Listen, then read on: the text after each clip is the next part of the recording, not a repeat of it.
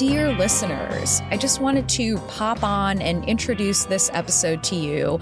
I call it Mr. Weber's Opus because the Donner Party is one of those topics that has gripped me since I learned about it as a kid. And doing this episode with You're Wrong About was such a delight and really exciting for me. And, I'm really proud of how it turned out. And we've never shared it with you. And since we are entering the winter season, it just felt like the appropriate time. Speaking of which, we are just about to start a West Coast live show tour with You're Wrong About in December and January. In terms of American Hysteria episodes while we're gone, we're going to do some fun interviews and conversations on some really interesting topics. And then once we finish up this tour, we'll be back to more regularly scheduled programming, as they say. If you want to come see our Massive Seance live show with You're Wrong About and with The Little Lies, producer Miranda's Fleetwood Mac tribute band, then you should get your tickets now for the 3rd and 4th of December in Portland, the 11th of December in Seattle, January 11th in San Francisco, and January 24th in LA. We would love to see you there. You can find the link for tickets in the episode notes. This is much more than a regular podcast live show event. You'll get music, practical effects, special guests, a little bit of drag and burlesque, and yes, Sarah will sing, and I will get an exorcism. I don't think that you're going to want to miss this. But for now, please enjoy this child of mine, the episode I made with You're Wrong About on the Donner Party, one of the most fascinating chapters in all of American history. Most of us don't want to commit murder. That's my weird hypothesis about people.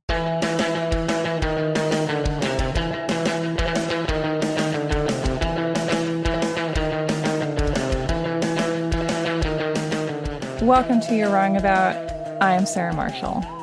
Today we are learning about the Donner Party, and we are learning about it with Chelsea Weber Smith, host of American Hysteria, one of my favorite podcasts, and probably one of your favorite podcasts if you're a fan of this one. You just might not know that it's one of your favorite podcasts yet, but it will be. Both Chelsea's show and this show are often about American folklore and the stories that we grow up kind of knowing, but that maybe changed completely when we learn the details. And this is one of those stories. So I was really happy to go farther back in time than we often do, and to have Chelsea try and separate myth from fact, and also to look at the areas where that has become impossible, because that's one of the things we like to talk about as well. We did an episode on the Dyatlov Pass incident not long ago, and this is a survival story as well, and a story about people who found themselves in circumstances that it might be impossible for us to imagine, and what they did in those conditions. And I think these are certainly stories that are always interesting to me. It's part of why I watch so many horror films. I think there's something for all of us in asking ourselves how we would react and how we would like to think we would react, and maybe the distance between those two things when we think about situations like this one. We have really tried to stay out of goriness for its own sake. That's kind of a theme in the show, that when we talk about scary stuff, our goal isn't to scare you for the sake of it, but we also aren't trying to hide the scary stuff either. So if you're not in a place where you want to hear about people in survival situations, extreme physical duress, or cannibalism, this isn't going to be a good episode for you. But that said, our focus in this episode is really on the people who were involved in the story and what we can learn about them now, what their relationships were like, what they were trying to do to maintain some kind of a social order in the face of annihilation. And we want to talk about the people, and then what happened to them is secondary to that in our telling. All right, everybody, we're going out with the Donner Party. I'll see you on the trail.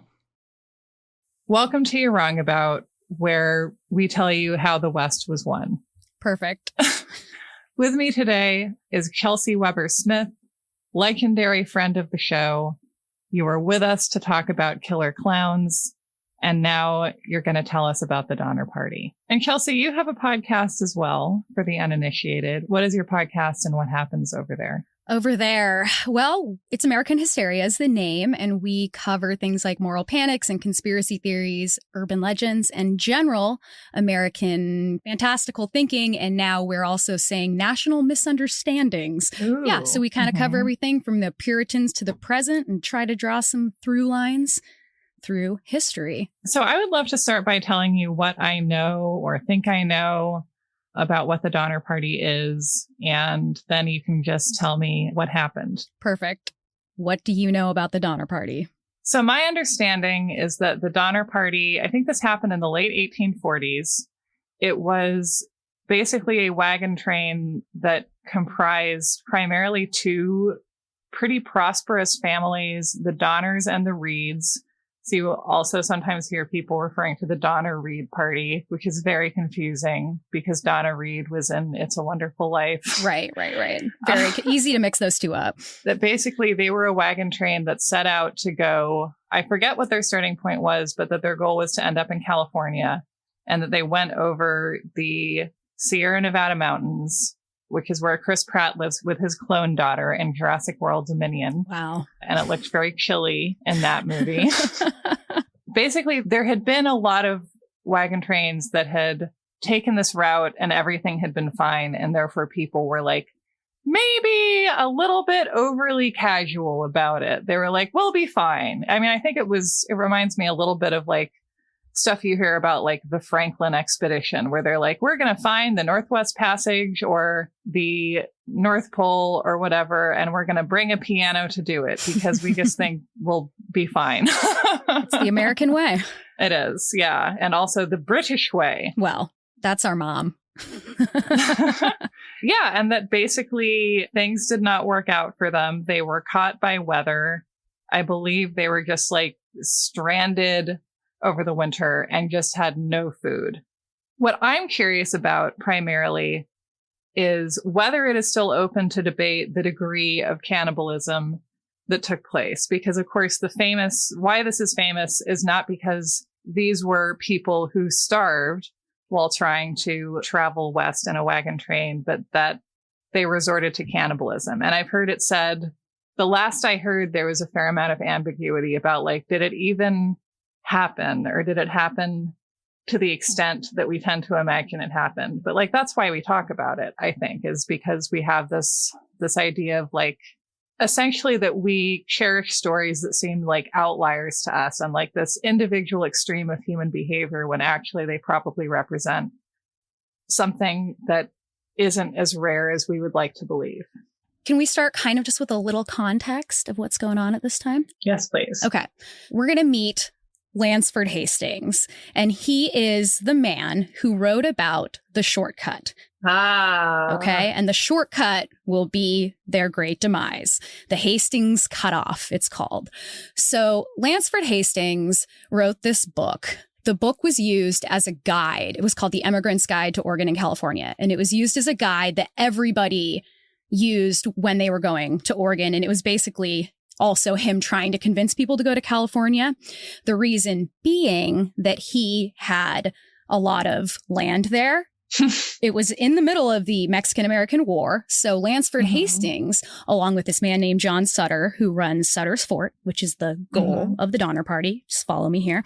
They want to create a bloodless revolution. So they want to convince as many white people to come to California as possible to sort of wrest control of the area, right? So that's part of what's happening here, okay? So they're like, hey, we got a shortcut. Come do our political bidding. Wow. In fact, I believe only one group had ever crossed the cutoff. And the Donner Party is made up of 80 people in wagon trains, oxen. I mean, it's a huge thing.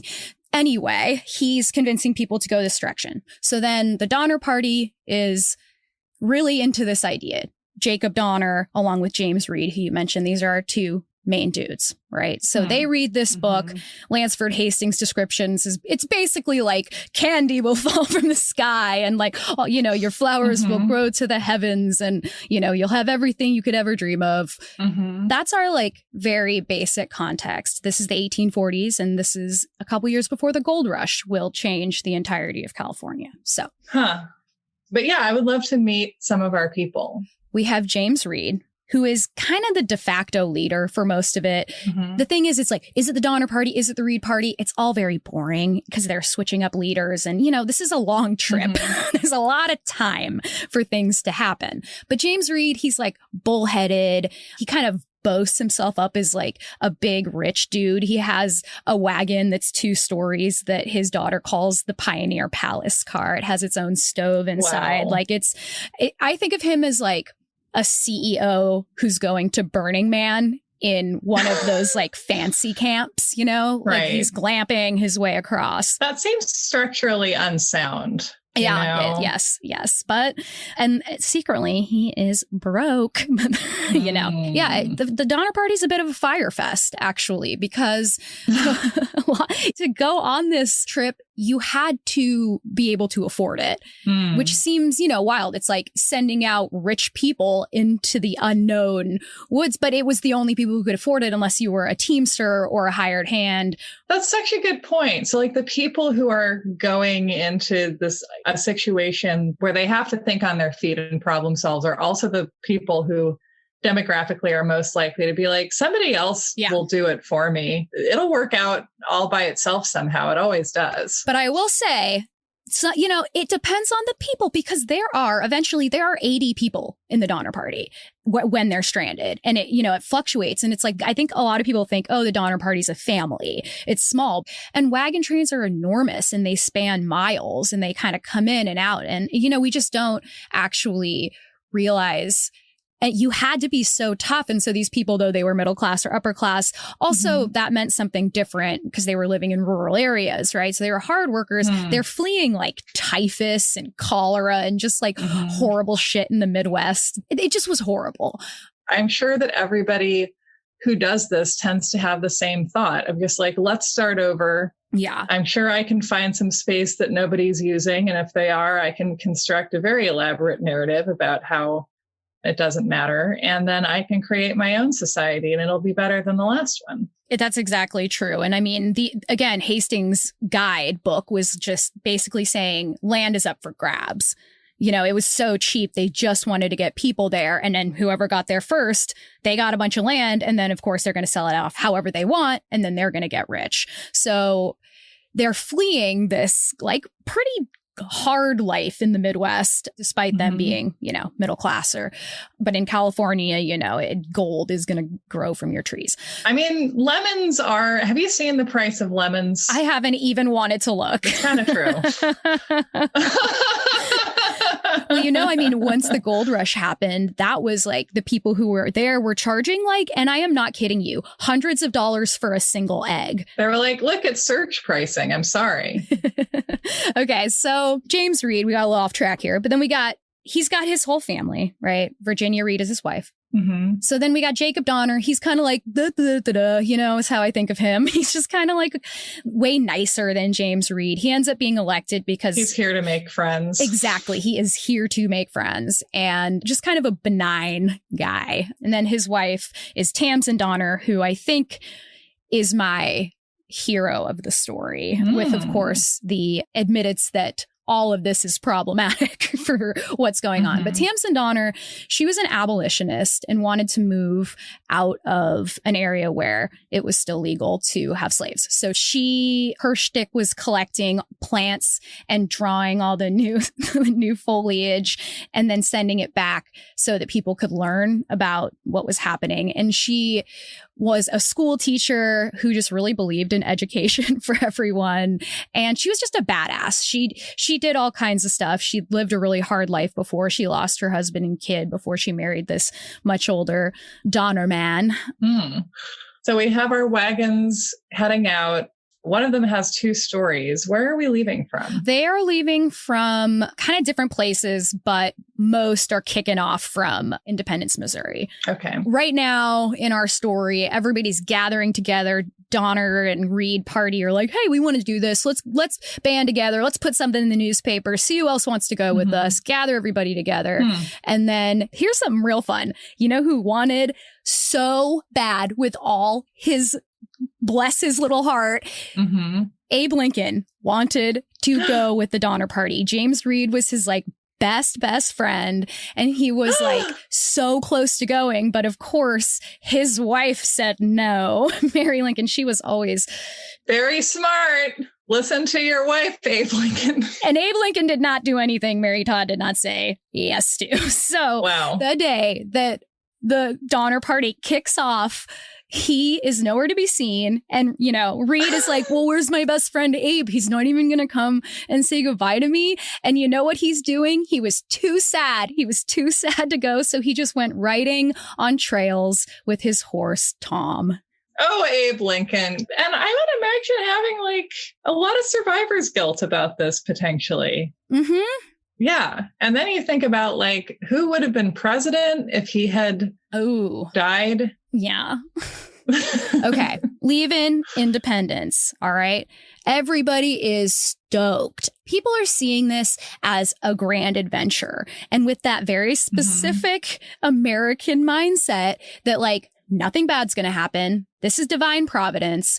I think the story is a story of hubris and of the confidence that comes from a colonized nation built by rogue individuals that had to be people who were ready to take risks that were completely outrageous. Right. I guess going into nature with an attitude of like, that's mine, that's definitely mine. Yep, definitely.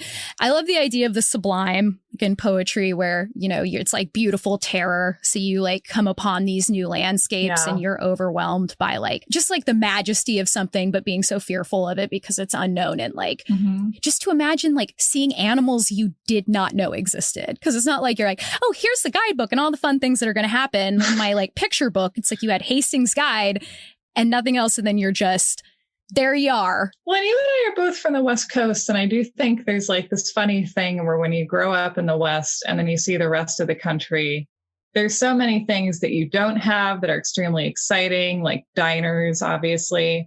But then in terms of landscape, like I remember going to the mountains in New England and being like, that's cute. You think these are mountains. Right. Yep. And they're wonderful. And I couldn't climb them, but like to an Oregonian, they're hills. And so imagining having that experience in reverse with no precedent for it, with no indication of what it would be like. I know that it had for some people, you know, some degree of a humbling effect to like mitigate that sense of like, that's mine, that's mine, that's mine. Yeah. And I think if you read letters, I mean, they're very humbled because they really believe in like God, the beauty and the majesty and the smallness of humanity is all remarked upon while they also barrel forward to take as much land as they possibly can with no consideration for, you know, what they consider to be people who are not fully human. Right. All right. So most people who are going on the Oregon Trail or California Trail, which far less people are going to California at this point, very few, but everybody says that you cannot leave Independence later than May 1st. Okay, because you're crossing the mountains where there is snow and you have to get across before the snow comes. The Donner Party did not leave until May 12th. Oh, you guys. Taurus season, which says, let me do it on my own time. I'm sure it'll all work out. And you're not always right, Taurus. But you are a lot. Not this time. So they're going along. And at this point, it's fun. They're having fun. They're playing music every night. They're dancing. They're circling the wagons. They have so much food they packed. They're cooking these amazing dinners. And everybody thinks that, you know, this is it. This is how it's going to be. And I mean, they're walking like 15 miles a day. A lot of people were walking rather than riding in the wagons. So, you know, it's grueling work, but, you know, they're not to the mountains yet. So they're still in the Midwest. And then something happens that I think is like, our moment in the horror movie that sets the tone, right? Like somebody hits a deer. James Reed's mother dies and she's already really old. Nobody really expected her to make it. The doctors were like, you're not going to make it if you do this. But then when she dies, they all gather under a tree. They bury her. Everything's still fine. They keep going. They have to ford a river. Things are starting to get a little more challenging, but it's still a grand adventure. And then Tamsin Donner writes in a letter to her sister, probably the most famous Donner quote that you will hear in everything. And she says, I could never believe we could have traveled so far with so little difficulty. Indeed, if I do not experience something far worse than I have yet done, I shall say the trouble is all in getting started. More after this. And now, back to the show. They arrive together at the first fort that they're going to. So there's going to be like a series of forts. And can you actually explain what a fort is? Because my field trip knowledge is scanty at this stage. Yeah, it's basically a place where people can go and rest and renew their supplies and meet with other people and hang out. Like a truck stop. Yes, it's like a really big truck stop. Because to me, fort implies that it's like protected, that it's like some kind of military outpost. But is that true? I don't think that that's necessarily true. I think it's just used. I could be wrong, though. So I don't know a ton about forts, unfortunately. But now I'll go learn. Unfortunately. Unfortunately. But basically, you're just trying to reach each fort. Like it's a marker where you're like, okay, now I'm at Fort Laramie. Yeah. Now I can up my supplies. We've made it far enough. If we need to buy oxen, if we need to buy flour, if we need to, get more water, because they have to carry everything. If you need to go to the bathroom and get a Slim Jim and get like a sweet tea with nugget ice. We're not stopping till California, so we need to go now. So they arrive there. And this, Sarah, is where they meet their harbinger. And their harbinger is a man named James Kleiman. Okay. He's like this chiseled, rough, real buff mountain man who's pretty famous for his travels over the mountains and his writings. And he's a man about the woods. He's everywhere. So he is an old friend of Reed's, an old military buddy of Reed's. And they tell Kleiman that they're going to take Hastings Cutoff. And he goes, no, do not, under any circumstances, take that cutoff. Like there was in no uncertain terms. He was like, don't do it. He said, he described the geography. He said, there's absolutely no way. I've done this cutoff on horseback and I barely made it. There's no way you're going to be able to do it in a wagon, let alone 100 wagons. Wow. So do you think anyone listened? I would imagine that people could have listened, but it wouldn't matter anyway. But maybe nobody listened. You know who did listen? One and only. Tamsin Donner. She's like, George, no.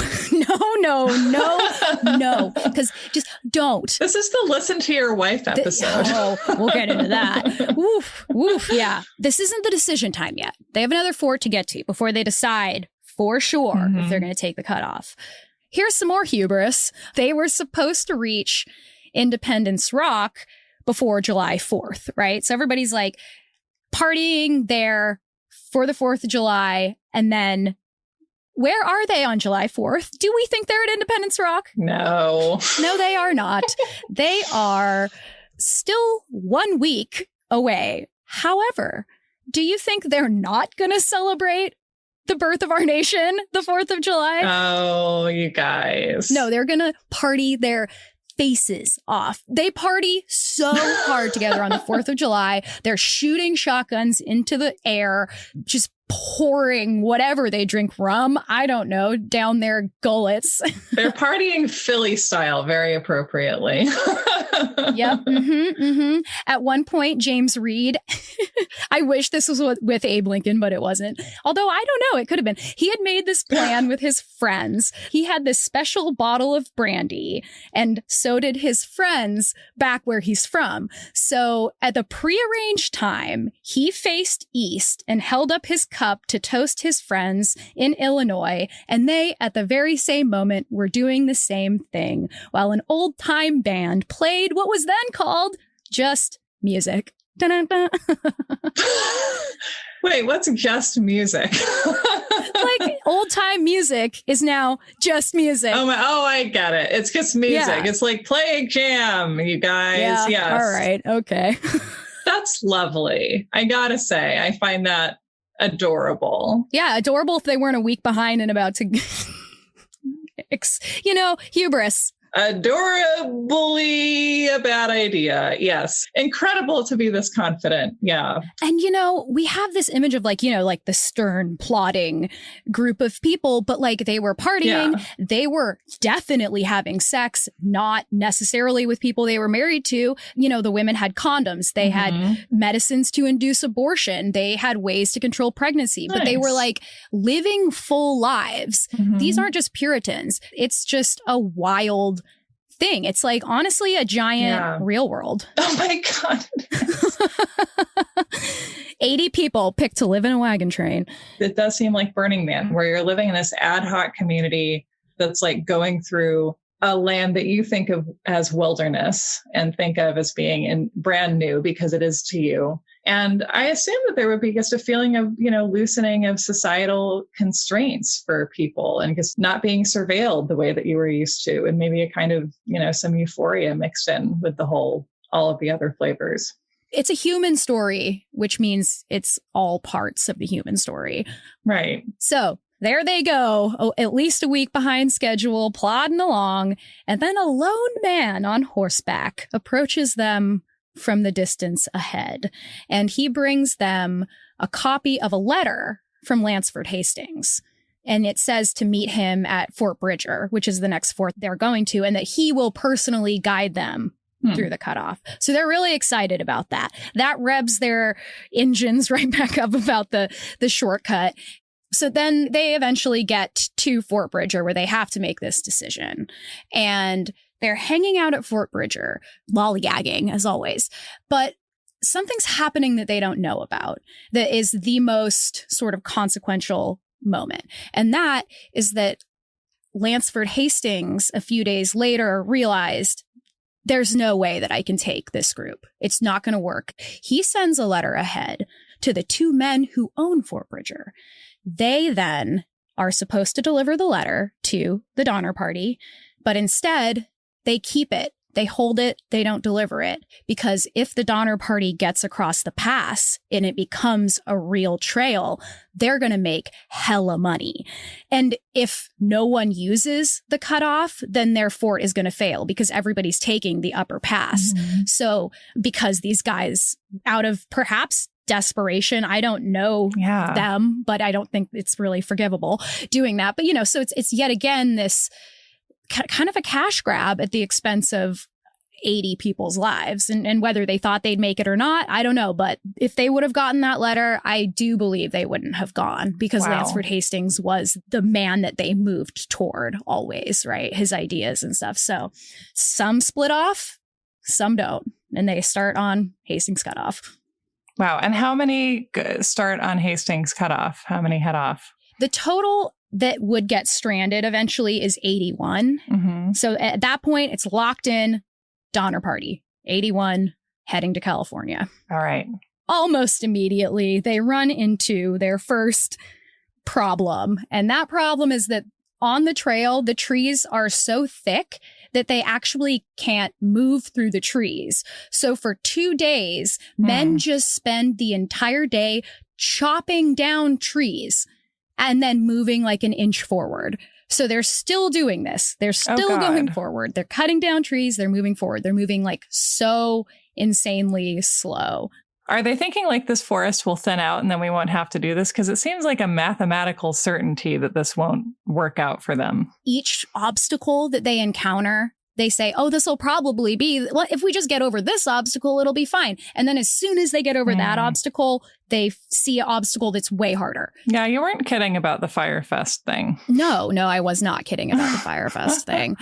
So right now they're in the Wasatch Mountains, and that's, they're climbing mountains really steep that they have to sort of lock the wheels of the oxen, and the oxen are pulling, their feet are slipping, right? It's kind of a nightmare. And at one point, it's so steep that the oxen can't get a grip, and suddenly a rope snapped that was holding up the wagon, and it just cartwheeled over itself, oxen and all, until it fell off a cliff. Oh, God.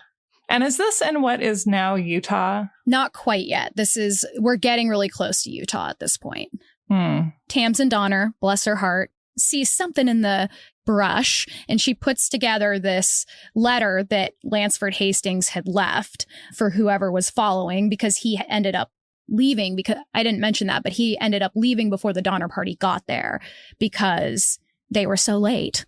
They kept texting him and they were like, on my way, but they were still drying their hair. Yeah. She puts together this letter, realizes it's from Lansford Hastings, and it says, 2 days, 2 nights, hard driving, cross desert, reach water. So what they're about to cross is the Great Salt Lake Desert in Utah that they have to cross 80 miles of, right? With no water and nothing. They have to bring everything with them. So they like fill all their barrels full of water at the spring. Yeah. They walk for 24 hours straight and the wind is blowing, salt in their faces, cracking their lips. They're getting like blinded by the sun glinting off the salt during the day. And at night, they're just like so cold, right? And they're kind of like don't know where they are because it's just this like flat expanse that is like producing like visions for certain people, like mirages. And then just all hell breaks loose and it starts to feel like a bad mushroom trip. Like the cattle are just running. They're gone into the distance. They start freaking out because they don't have water and they're all sinking into this salt crust and they can't move. And they're like in this gummy mass and trying to plod forward and they're leaving their wagons and they just start on foot. They're losing all their oxen. People are trying to go forward to get water. It's just absolute pandemonium. And it takes a total of 5.5 days to get across the desert. Oh, my God. And did people die of thirst on the way? Did they have casualties? No, I don't think anybody died. Wow. They were really, really resourceful. Like at one point, it was freezing that night and they piled the children under all of the blankets and then they put all the dogs on top of the kids to keep everybody warm. Their dogs were named Tyler, Barney, Trailer, Tracker, and Cash. Tyler, Barney, Trailer, Tracker, and Cash. Those also sound like Sarah Palin's kids. Oh, my God. But in the best way possible. That was a good one. Oh, man. Okay. Then when they finally get out, they stay another week just trying to get over that bad mushroom trip. Because like, you know what? You got to take time for self-care. So, yeah. But, you know, in their defense, they had left like a bunch of their wagons and their cattle was all gone. Yeah. So they were trying to go and collect what they could because the cattle is their food. And so once you lose oxen, you're also losing like probably your primary food source, which is scary. And also sad because maybe the kids love those oxen. Oxen seem very nice. I always got oxen in the Oregon Trail game. The two things I learned was like get oxen for your draft animals and for God's sake, don't caulk your wagon when you go across the river. Just pay for the ferry, even though it seems too expensive. You know what's more expensive? Your wagon sinking. Buy the insurance for your rental car. That was a good life lesson. It's like, if you can afford it, like do the safer thing, even if you don't want to. Yep. So, yeah, at this point, things are kind of fracturing where there was like a pretty decent bonds. You know, people still fought and everything, but there was some fusion between this group of shared goals. And, you know, we're going to get along. We have to get along like the real world.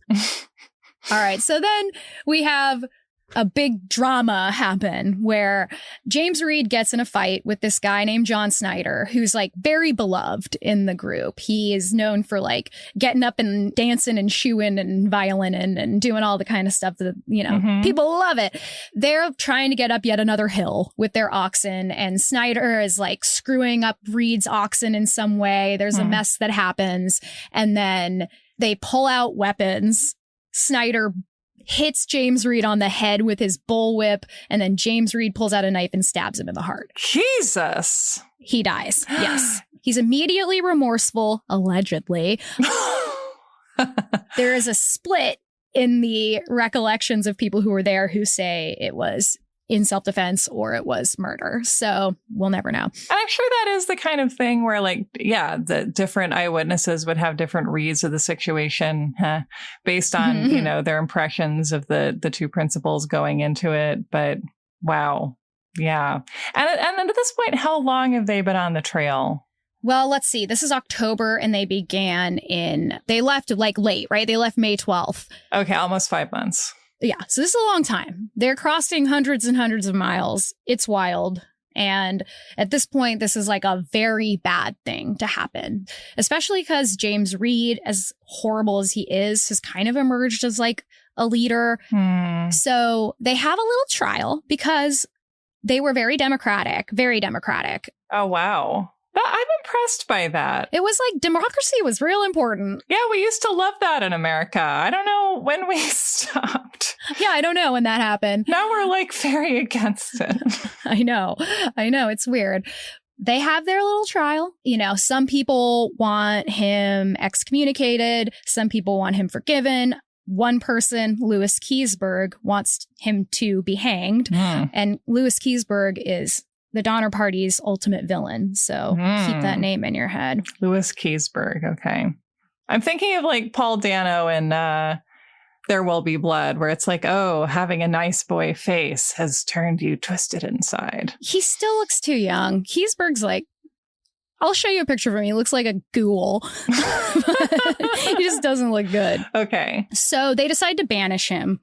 Shit. So they give him just a horse and say, get the fuck out of here. Wow. The funny part is that the Donner Party had chosen to move ahead because they were able to move at a faster pace. So they had no idea what was going on. James Reed just clopped up on his horse and they were like, oh, hey, James, and had no idea what was going on. So he got to, you know, kick it with them and get some more supplies and stuff before he said, he was like, I'm going to move forward so that I can get us extra rations and bring him back. But really, he was just gone. He's gone forever. I'm going to go up ahead now for not a murderer reasons. And like, I'm a hero because I'm going to go get rations. Wow. So well played. Yeah. Lucky for him, I'll say. So then they come across a Paiute tribe, and the relationship is so complicated between the wagon trains and indigenous people. In some ways, it's not complicated at all. Obviously, like, get the fuck out of here. But the relationships were really different. And a lot of times attacks that happened on wagon trains from different tribes were retaliation for things that happened with other wagon trains that are now up the trail. So basically, a lot more of their oxen are stolen as they're crossing Paiute land. 100 cattle are gone at this point, just in this stint. So they're running out of food. They're running out of provisions. Like at this point, they know they're in trouble. And so they're sending people ahead to get supplies. And then Charles Stanton is one of the guys from the Donner Party who went ahead, and he brought back 2 Miwok guides. And that was a tribe that was local to the area that had a good sense of how to get around. And everybody says, hey guys, it's not going to snow till November. Gotta haul. And maybe we can get across before the snow. So they're feeling okay about that. And then somebody dies, accidentally shot, a young man. They're all standing around his grave. Very, very sad. There haven't been a lot of deaths yet. And just as they're all looking down at him, they start to feel on their skin like the first snow. And they just look up at the sky and they know. I bet.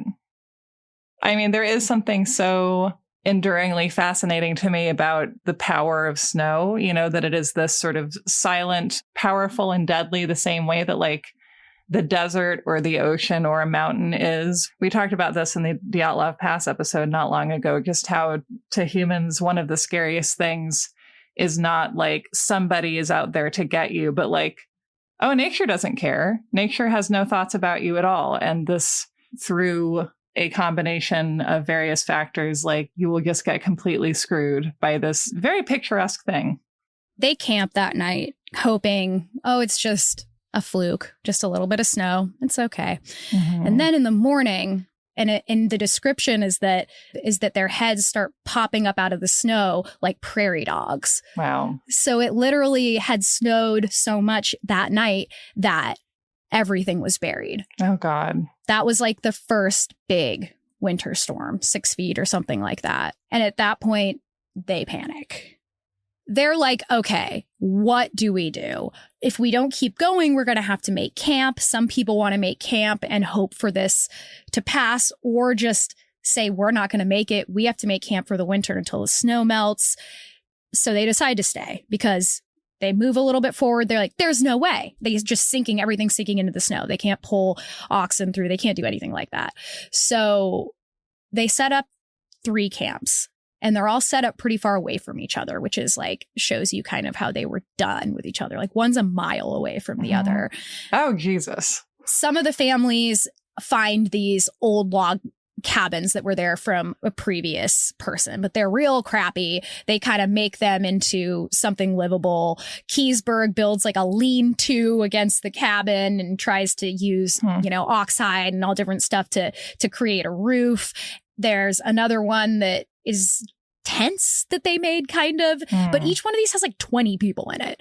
So this storm that they're preparing for lasts for 18 days of just snow, snow, snow. Mm-hmm. And at this point, their oxen all run away or they're buried under snow. They don't have any food left. Mm-hmm. So everybody's just stuck here. And at some point they're eating their shoes, like they boil the leather from their shoes to eat. They take the bones of the oxen and they boil them and drink the broth and boil them again and drink the broth until they're like mush. And then, they're eating the mush of the bones. Sometimes the bones are like turned into dust that they eat. They're eating the carpet. Yeah. Anything that's made from anything organic, they're eating because there's just nothing. And they have some oxen, they're saving it. They're trying to do this, but they see that there's like no hope.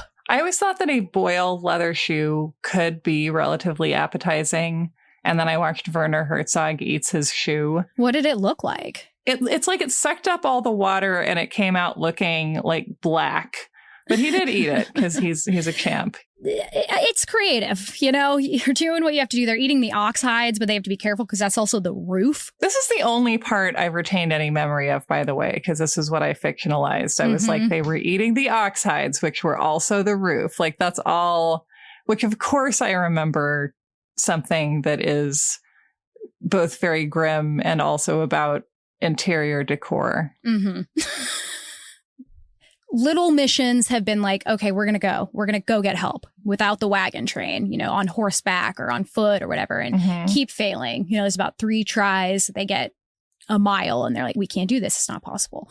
So finally in December, they're just like, something has to happen. And so Franklin Graves, he is real smart. He fashions a bunch of snowshoes out of wagon parts and tree limbs and whatever, right? And they work. They actually work really well.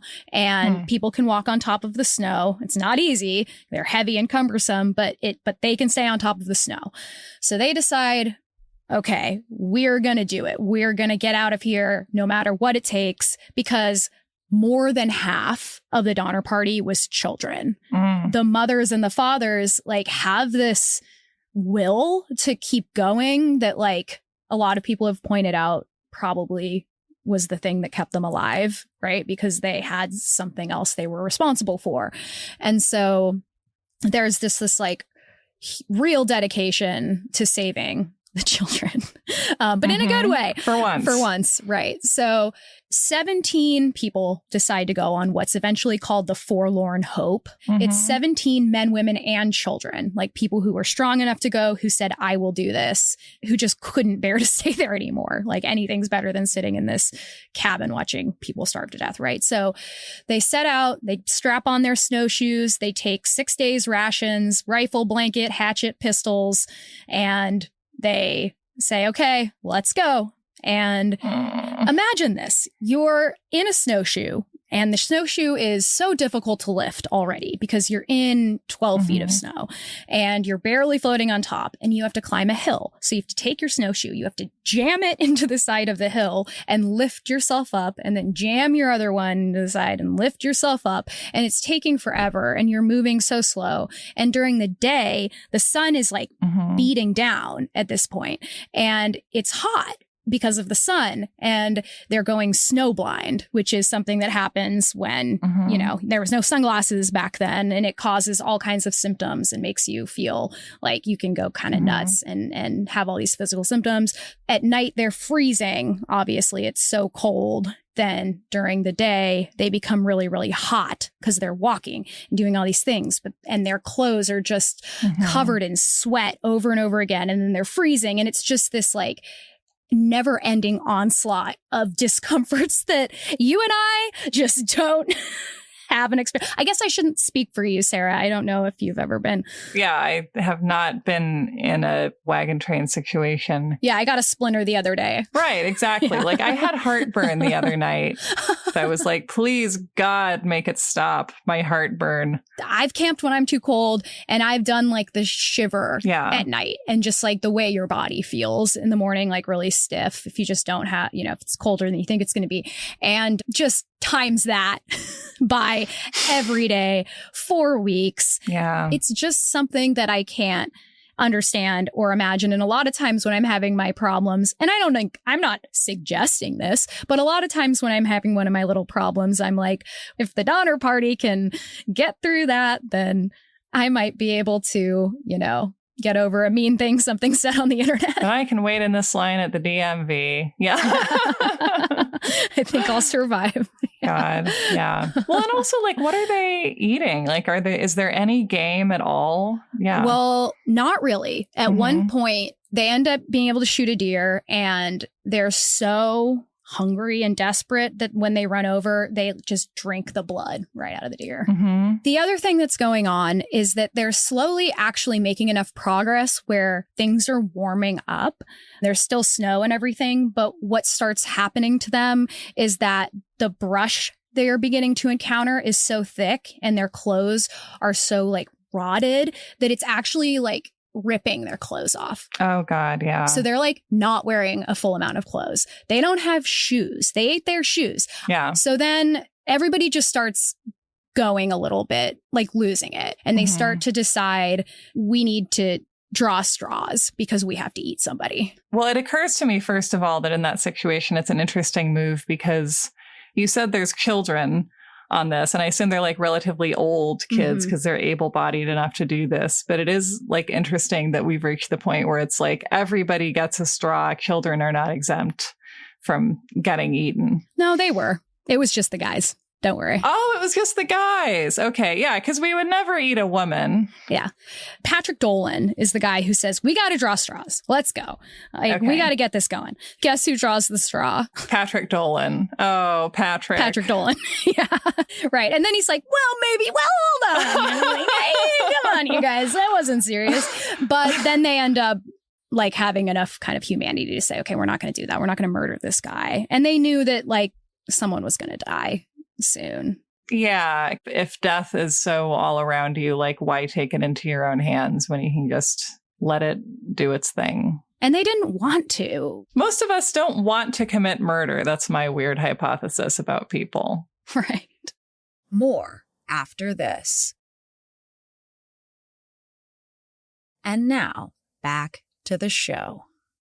So that night, after the straw drawing, it's just one of those hits just keep on coming stories. And for some reason, this sticks in my head so much as one of the worst moments. And that the way that they had to keep warm was they had to cut down pine branches as they went and build fires every single night, right? So every night the men are cutting wood, building a fire. This night, he's chopping wood, and suddenly the hatchet head flies off and is immediately lost in the snow. No. Oh my God. That's the reaction that I had when I first heard the story. I think this is so stressful because it's so relatable as like somebody who like tends to drop her keys. You're just never getting it back. Yeah. Oh my God. That's horrible. I know. And so that night, the only thing they could do is they would light entire trees on fire. Wow. And like branches would just fall. And it was just like, this is what we're doing. We're just here, like around this fire. The first person to die is Franklin Graves. And he has several kids, and he tells them to eat him. He tells his family or like everybody? No, he tells his daughters. I would prefer to be eaten by family. So that makes sense to me. Well, that's something that's really interesting that you say that. And I'll get to that in a second. So they don't do that right away, but they're still they're staying in the same place right now. So right. And they just put him on ice. Thank you. They put him right on ice. So then the next person is Patrick Dolan, straw drawing Patrick. He is like ranting deliriously. That thing happens. And I think you guys talked about it in the Dyatlov Pass episode, but correct me if I'm wrong, where when you start to get so cold that you rip all your clothes off, right? So he's doing that thing. The paradoxical undressing. Yes, there it is. Paradoxical undressing. Runs into the woods, passes away. That's the next person. What they generally did is that once the people were made into something that could be eaten, they would always kind of make sure that no one was eating their own family. So they would they created a system, because that was like very important to people, that they don't consume their own family members for whatever reason. But I guess you're different. Well, I'm ghoulish. Well, it's interesting because like my first thought was like, oh, that's nice. Like if you want your children to be sustained by the calories inside you, then that it would make sense that you would. I mean, as with funerals, it's all about what the living desire. Yeah. I do know that they used a similar system to that in the Uruguayan rugby team that crashed in the Andes. Really? Yeah, they derived a system where there were like people who were in charge of like butchering, I guess, harvesting the meat from the people who had died, and then of making sure that like nobody, I think actually what they were doing was making sure nobody knew who they were eating, keeping it anonymized kind of in the way that, executions are actually, where people didn't have to have a feeling of responsibility. And just, the degree of organization that they were able to have is very impressive. There's still at this point a lot of intention. I think it kind of bothers me that we have this as a story of like, what a creepy, gruesome, unbelievable thing. It's so creepy and gross. Really, these stories about people being extremely compassionate and intentional, as you said, like in this extreme situation where maybe we expect them to have just like gone on a cannibalistic free for all. And it's like, no, there was like a lot of care and a lot of love really going into this. And something we don't know how we would react in this situation. Oh, I'd never eat someone. Like, yeah, you would. I've never said that about myself. I've never said that either. Yeah, thank you.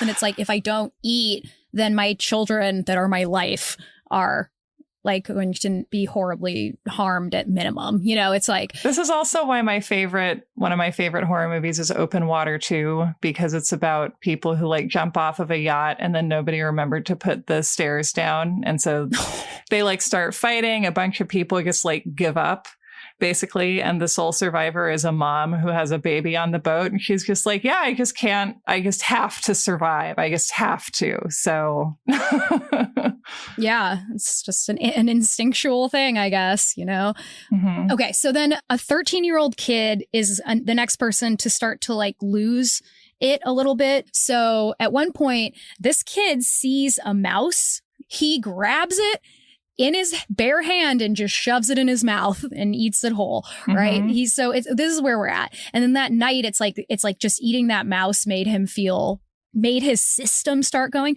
So he was found like chewing on people's arms and saying, give me my bone. Yeah. Very scary.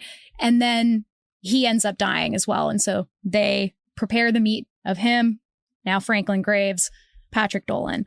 So they have that to share between them for a while. They try to continue on.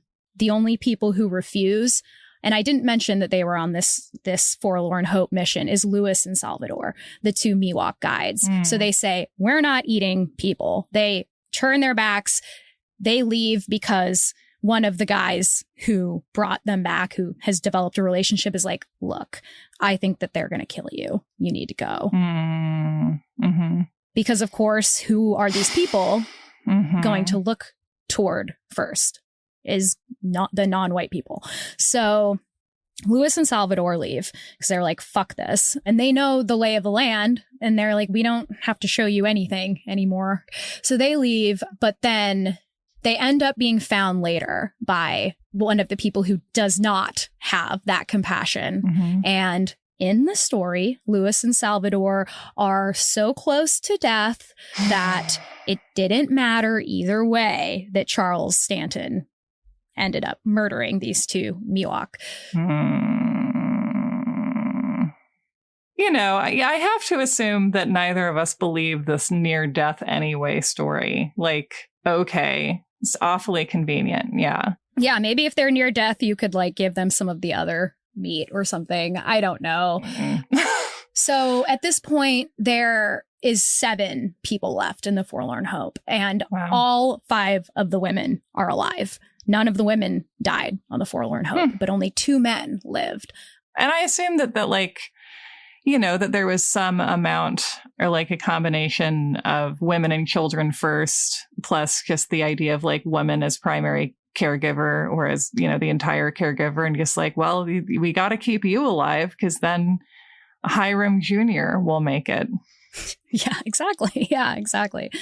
So, okay. The snow is melted enough that they can start to see the ground. And imagine that, like just that relief alone of like, yeah. And they realize they're out of the worst part, at least. And then they see a human footprint. So they follow these footprints until they get to a trail, and they actually come to what I believe the pronunciation is the Maidu tribe. And they are just overcome by seeing any type of sign of human life, right? And you see running in just 7 people who are in tatters and are like described again and again as ghoulish, you know, is the word they're using. And they terrified the children. The children thought they were monsters from the way that they looked, right? I'm picturing the dancers in Thriller. Yeah. So the tribe, like, you know, welcomes them in and is like, okay, we're gonna help you. And they make them this acorn mush that is kind of their staple food. And hear this. One of the guys is too grossed out to eat it. He says, I don't like it. Sir. He didn't like the acorn mush. And it wasn't enough to sustain them. Right. They needed more food than that. So then some volunteers from the tribe, they say, okay, we'll take you to Johnson's Ranch because that's where they need to get to. That's the closest ranch that can give them supplies and then can kind of send word forth that there needs to be rescue teams to come in. So they get there. The West is like buzzing with this news, and then they start forming reliefs. And people are just in the same dire straits back at the camps. There's been cannibalism. Like you said, it's debated. Who ate people? An archaeologist group did a study of all of the remains, and they couldn't find any evidence of cannibalism. I personally definitely think the cannibalism happened because I don't really understand the point of making that up because it like ruined all of their lives, you know, like the people that admitted to it. And it's pretty well established that people ate each other, at least on the Forlorn Hope. We know that happened, but maybe not back at the camps. But yeah, it's like the first relief gets there and people, like, take my kids, take my kids, take all the healthiest people. There's actually 3 reliefs that come through eventually. So it takes a long time to get everybody out. It takes a really long time. And actually, John Sutter did help fund these missions. So that's the one good thing he ever did in his life, in his miserable life. Lewis Keseberg, our villain, is left along with Tamsin Donner, who decided to let her kids go ahead and to stay behind because George, her husband, George Donner, had at one point cut his hand and it was so infected that he was going to die. You know, because if you got an infection back then, you just died. That was it. You could rub a cobweb on it. You're like, if only there was some kind of topical cream I could put on this. You guys got any CBD cream? So she just couldn't bear to leave him. And that's beautiful. I do understand that. So when they left, Tamsin was with her husband, and Lewis Keseberg was also there, and a few other people as well who, for whatever reason, couldn't have gone with the other reliefs. When they get there, Keseberg is eating Tamsin Donner. No. Yes. George had died. And so the greatest mystery of the Donner Party is, was Tamsin Donner murdered or did she die on her own? Yeah. Lewis Keseberg says that she died and that he ate her because he had to. But of course, it's up for debate. But I'd like to read to you really quick the first report of the people who wrote about what they saw at the Donner Party. And this went out to everybody who read the newspaper. The bones of those who had died had been devoured by the miserable ones that still survived around their tents and cabins. Bodies of men, women, and children, with half the flesh torn from them, lay on every side. A woman sat by the side and body of her dead husband, cutting out his tongue. The heart she had already taken out, broiled and eaten. Broiled? Not the way you do it. The daughter was seen eating the father, the mother, that of her children, the father of the mother. The emaciated, wild, and ghastly appearance of the survivors added to the horror of it. So changed had the immigrants become that when the rescue party arrived with food, some of them cast it aside and seemed to prefer the putrid human flesh that still remained. Right. That is kind of the image or the idea that I feel like we still need to counteract, which is just like, yeah, everybody just like had a giant like corpse eating party. They just got super into it, and just like this image of people like surrounded by bones and specifically eating your own husband. Yeah. What is your response though to that?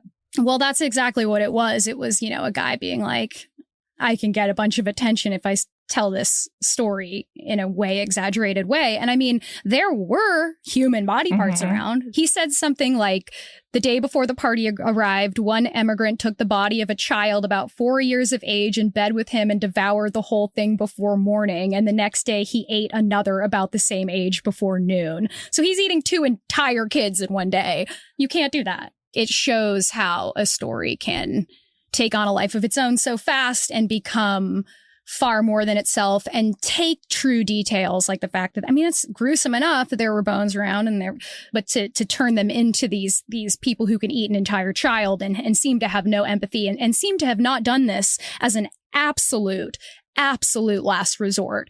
You know, there was not a moment's joy taken in this. It was the most shameful moment of anyone's life. Yeah, which really reminds me of, you know, a question I ask myself a lot, which is like, why do we manufacture these stories? Like, why do we so often turn stories that are really just sad into stories where there's this sort of sensationalistic evil at the center of it and is based on this idea of like, yeah, like, if given the opportunity, people really want to kill you and like eat a whole 4-year-old. Yeah. Yeah. And just this idea of like people have become something else. And I can see why that's comforting, that like there's a certain amount of trauma that you withstand. And at a certain point, you become not human. And it's like, no, you're just like stuck being a human who's like very sadly subsisting on the bodies of your dead companions. It's like you're the most human. Yeah. You're the most human in tragedy.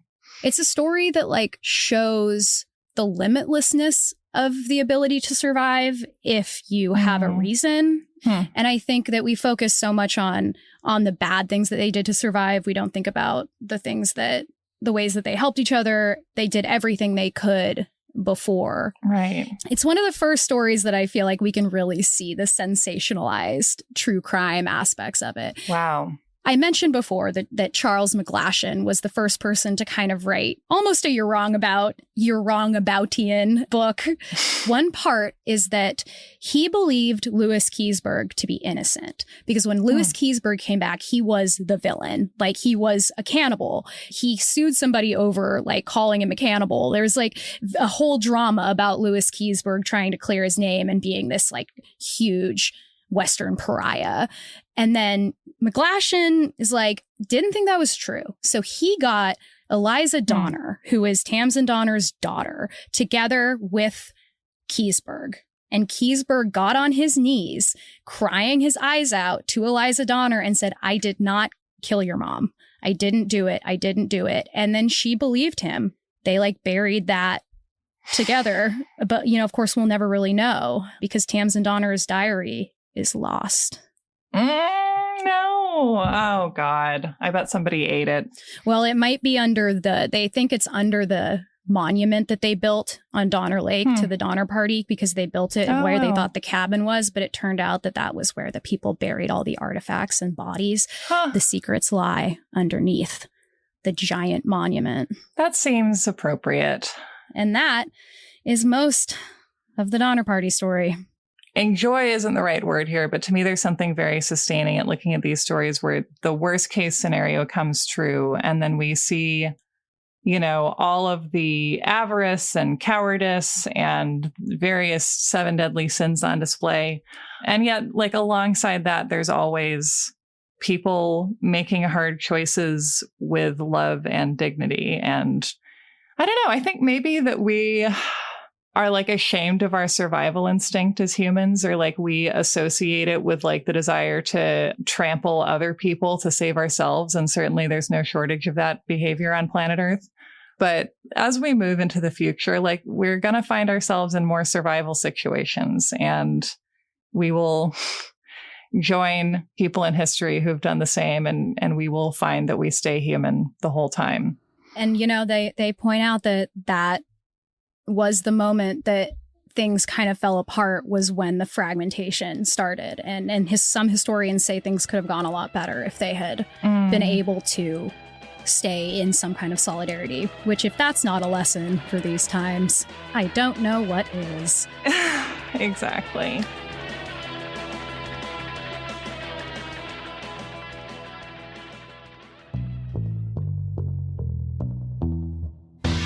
Thank you so much to You're Wrong About for allowing us to use this episode and to give it to you. I really hope you enjoyed it. It is truly one of my favorite stories to tell. Remember, if you want to come to our live show with You're Wrong About, you can get a link to tickets in the episode notes. I hope you all have a great week.